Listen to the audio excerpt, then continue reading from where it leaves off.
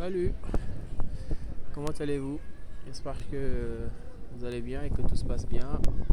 Je suis actuellement à Toulouse et je suis venu ce matin voir ma directrice de thèse pour discuter un peu de mes travaux et j'en ai profité pour faire une petite visite touristique de la ville de Toulouse. C'est une ville merveilleuse, très jolie, mais il fait très froid. Euh, j'ai un peu de temps parce que j'ai mon transport à 20h. Et là, il est juste 16h. Donc, je vais en profiter pour faire la vidéo, la deuxième vidéo de la série dont je vous avais parlé. Donc, aujourd'hui, je voudrais vous parler un petit peu de deux ou trois choses. La première, c'est par rapport à. Je vais vous raconter une expérience que j'ai vécue il y a quelques jours qui m'a beaucoup marqué. Tu sais, en France et un peu partout dans le monde, il y a des concours de vulgarisation scientifique des travaux de thèse. En fait, en gros, il s'agit d'un concours, une compétition dans laquelle les doctorants viennent présenter un petit peu leurs travaux de thèse. Alors, il y a deux versions du concours. Il y a la version anglaise et la version française. Bon, puisque demain ou année, j'ai opté pour la version anglaise. Bon, parce que je me disais, c'est la version la plus challengeante pour moi. Et puis le français, je pense que je le parle un peu bien. Donc l'anglais, je le parle pas très bien. Donc il y a un plus grand défi, quoi. C'était ça le but. Du coup, je me suis inscrit et quand il restait juste 3 jours, moi j'avais rien préparé, rien fait.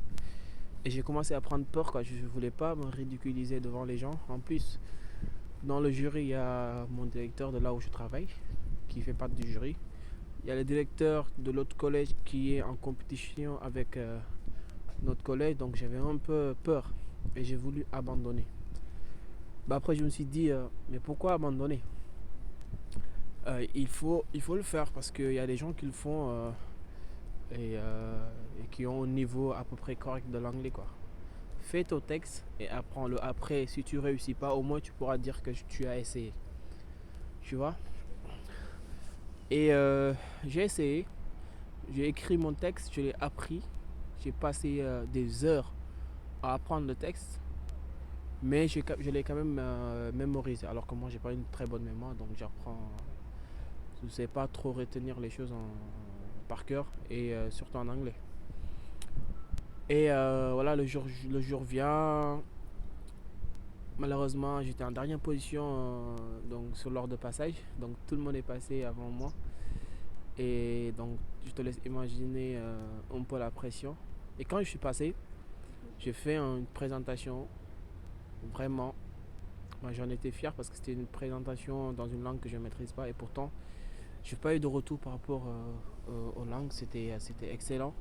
Et j'ai été sélectionné parmi 9 doctorants qui doivent participer à la finale régionale. Donc c'était une belle expérience, une belle consécration. Donc pourquoi je vous raconte tout ça? C'est pour juste vous donner un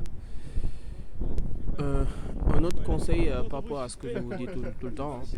Dans la vie, il faut apprendre à dépasser ses peurs, apprendre à se challenger, à faire des choses dans lesquelles on ne se sent pas à l'aise, à sortir de son confort pour réussir dans la vie. Et des expériences comme ça, si tu les passes et que tu les réussis, ça va booster un peu ta confiance en toi.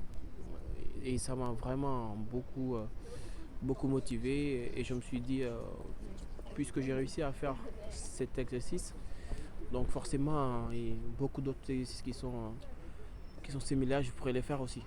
Donc là, je suis prêt à faire d'autres expériences aussi challengeantes que celle-là. Voilà, donc le conseil d'aujourd'hui, c'est ça, avoir confiance en vous et faire des choses dans lesquelles vous ne vous sentez pas à l'aise. Il faut les faire. Il faut le faire parce que c'est comme ça que vous apprenez. Voilà. Donc si jamais dans les jours qui viennent, vous voyez quelque chose qui vous attire mais que vous avez peur, dites-vous que c'est la bonne chose à faire, quoi. Il faut vraiment le faire. Et voilà, et vous verrez. Voilà, c'était tout pour aujourd'hui. Et j'espère que j'aurai le temps pour une autre fois de vous faire une autre vidéo sur une autre thématique. Je vous embrasse très fort, je vous aime. Le grand frère.